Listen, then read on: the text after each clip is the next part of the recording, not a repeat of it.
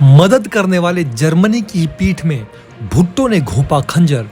भारत बोला यही है पाकिस्तान का असली चेहरा। इसके बारे में आपको बताएंगे, लेकिन दोस्तों हम अपना वीडियो शुरू करें उससे पहले सरहद पर खड़े हमारे भारतीय जवानों की हौसला अफजाई के लिए कमेंट बॉक्स में जय जवान और जय हिंद जरूर लिखें। दोस्तों पाकिस्तान इतना बेशर्म है कि शायद ही कोई देश उसके जैसा हो। एक और देश कंगाली से जूझ रहा है, उसके ही आतंकी उसी के लिए नासूर बनते जा रहे हैं। बलूचिस्तान और पीओके के लोगों का जीना हराम कर रखा है। अल्पसंख्यकों पर आए दिन हमले होते हैं।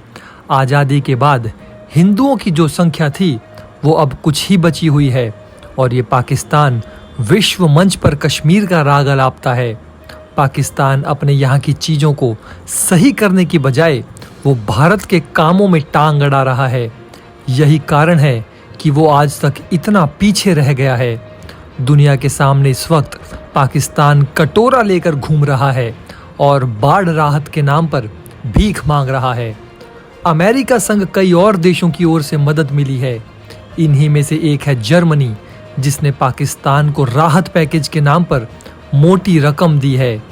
पाकिस्तान की विदेश मंत्री यहाँ भी झूठ बोलने से बाज नहीं आए।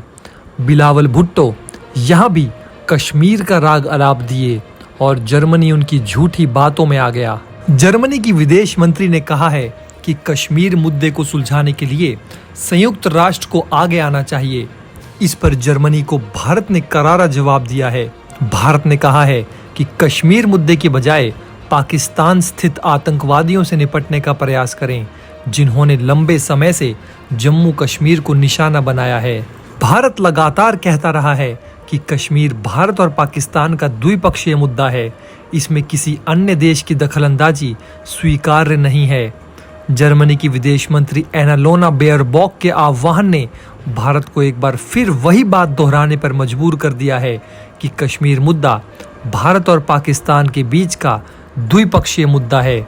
भारत ने शनिवार को पाकिस्तान और जर्मनी के विदेश मंत्रियों के इस आह्वान को खारिज कर दिया। विदेश मंत्रालय के प्रवक्ता अरिंदम बागची ने कहा कि कश्मीर मुद्दे के हल के लिए यूएन को आगे लाने का आह्वान करने की बजाय वैश्विक समुदाय के सभी कर्तव्यनिष्ठ सदस्यों की जिम्मेदारी है कि वे पाकिस्तान स्थित आतंकवादियों से निपटने का प्रयास करें, जिन्होंने लंबे वक्त से जम्मू कश्मीर को निशाना बनाया है। इसके आगे उन्होंने कहा कि जम्मू कश्मीर दशकों से आतंकवाद का खामियाजा भुगत रहा है और अब तक जारी है। दुनिया की जिम्मेदारी है कि वे अंतर्राष्ट्रीय आतंकवाद, खास तौर से सीमा पार के आतंकवाद के खिलाफ आवाज़ उठाएं।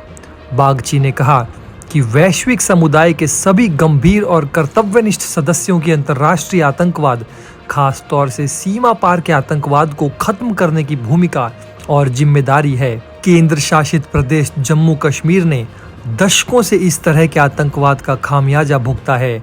ये अब तक जारी है। विदेशी नागरिक वहां और भारत के अन्य हिस्सों में भी इससे पीड़ित हुए हैं। संयुक्त राष्ट्र सुरक्षा परिषद और FATF अभी 26/11 के भीषण हमलों में पाकिस्तानी आतंकवादियों के पीछे लगे हैं। जब देश स्वार्थ या उदासीनता के कारण ऐसे खतरों को नहीं स्वीकार करते तो वे शांति के उद्देश्य को कमजोर करते हैं और उसे बढ़ावा नहीं देते हैं। वे आतंकवाद के पीड़ितों के साथ भी गंभीर अन्याय करते हैं। आपको बता दें दोस्तों कि बर्लिन में पाकिस्तान के विदेश मंत्री बिलावल भुट्टो जरदारी बाढ़ के नाम पर भीख मांगने गए थे तो उन्होंने कश्मीर पर झूठ बोलते हुए कहा कि संयुक्त राष्ट्र के प्रस्तावों के अनुसार और कश्मीरी लोगों की आकांक्षाओं को ध्यान में रखते हुए जम्मू कश्मीर मुद्दे के शांतिपूर्ण समाधान के बिना दक्षिण एशिया के अंदर शांति संभव नहीं है। वहीं जर्मनी की विदेश मंत्री एनालेना बेयरबॉक ने कहा कि उनका मानना है कि संघर्षों को सुलझाने और ये सुनिश्चित करने के लिए हम एक शांतिपूर्ण दुनिया में रहें, दुनिया के हर देश की भूमिका और जिम्मेदारी है। दोस्तों अगर आप हमारे काम को पसंद करते हैं और हमारी खबरें आपको पसंद आती है तो हमारे इस चैनल को सब्सक्राइब किए बिना बिल्कुल भी मत जाइएगा। हमारे इस उभरते हुए चैनल को सपोर्ट कीजिए और आपका एक एक सब्सक्राइब हमारे लिए बहुत मायने रखता है।